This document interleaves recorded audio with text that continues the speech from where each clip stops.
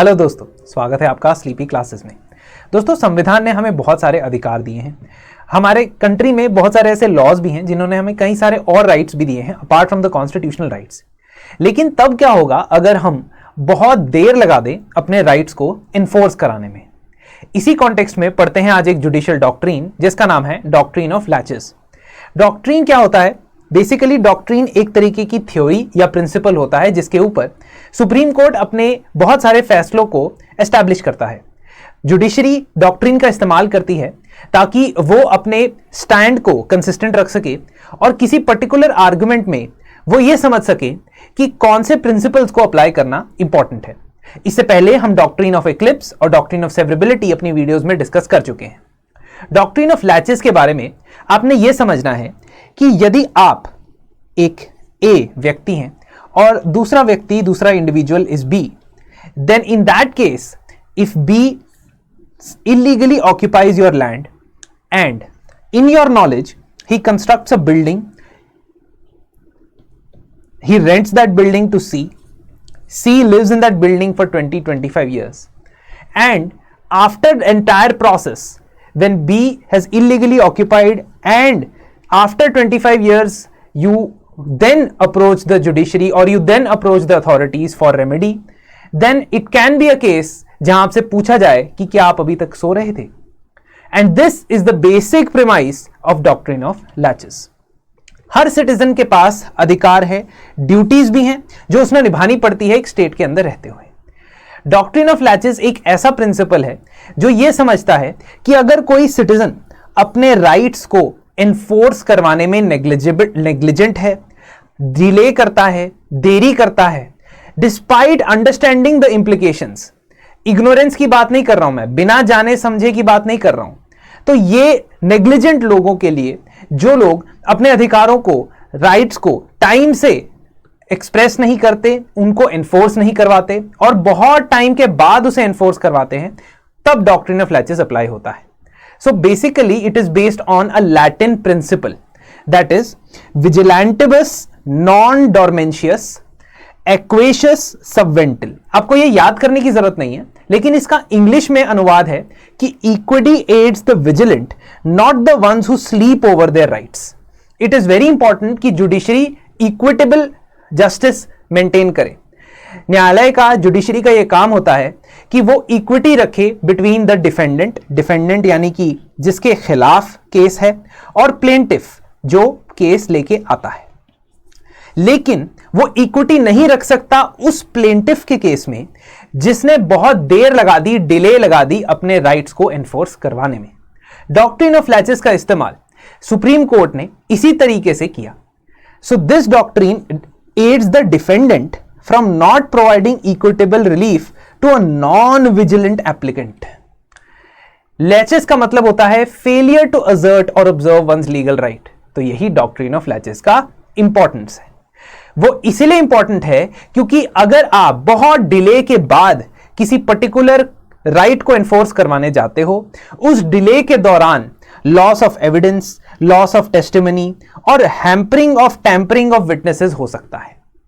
इसकी वजह से डिफेंडेंट के पास, यानी जो अपने आप को बचाना चाहता है, जिसके ऊपर आरोप लगाया जाता है कि उसने किसी के राइट्स वायलेट किए हैं, वो अपने आप को फेयर ट्रायल नहीं दे पाएगा।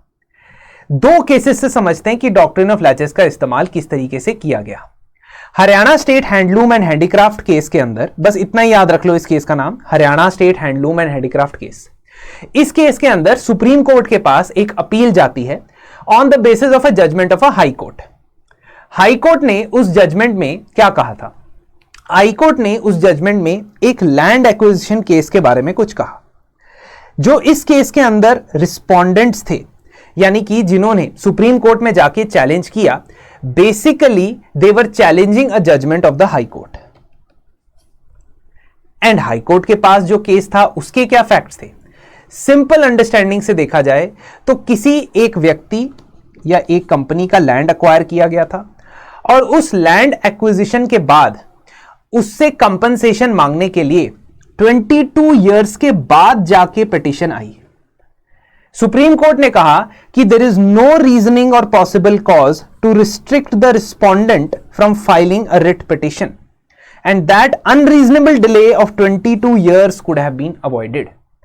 तो आप ऐसा समझे कि आपकी प्रॉपर्टी या आपका लैंड किसी ने अक्वायर किया और आपने 22 साल डिले होने के बाद उस पिटिशन को फाइल किया, तो यह आपकी गलती थी कि आपने अपने राइट्स को इमीडिएटली एनफोर्स नहीं करवाया और 22 साल के लिए आप वेट करते रहे।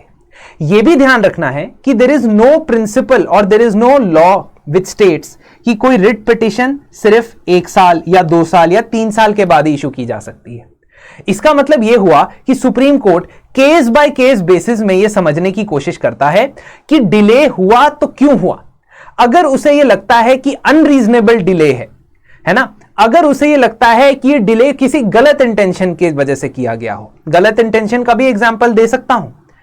State of Maharashtra versus Digambar case के अंदर सुप्रीम कोर्ट ने कहा, या बॉम्बे हाई कोर्ट की पिटीशन के अंदर यह कहा गया कि मान लीजिए कि आपसे किसी ने लैंड एक्वायर किया और उसके 20 साल बाद आप उस लैंड का कंपनसेशन मांगने आते हैं, तो अगर वो डिले आपने किया है तो ऐसा भी हो सकता है कि you are waiting for the prices of the land to appreciate, or you are waiting for a larger compensation so that once this land develops, once a building comes up on this land, then you will get compensation and that compensation might be greater than the one which you would have got 20 years ago. इसका मतलब हर case में यह देखना जरूरी है कि आप delay करते हैं तो क्यों करते हैं। ठीक है, तो ये यूनिवर्सल प्रिंसिपल नहीं है कि आप अगर 10 साल बाद अपने राइट्स को एनफोर्स करवाने जाओगे तो कोर्ट नहीं मानेगा, लेकिन वो डॉक्ट्रीन ऑफ लैचेस का इस्तेमाल करके रिफ्यूज भी कर सकता है आपकी प्लीज को एंटरटेन करने के लिए। तो state of Maharashtra versus Digambar में क्या हुआ था कि 1995 के इस केस में 1991 में बॉम्बे हाई कोर्ट के पास एक एग्रीकल्चरिस्ट रिट पिटीशन फाइल करने गया था।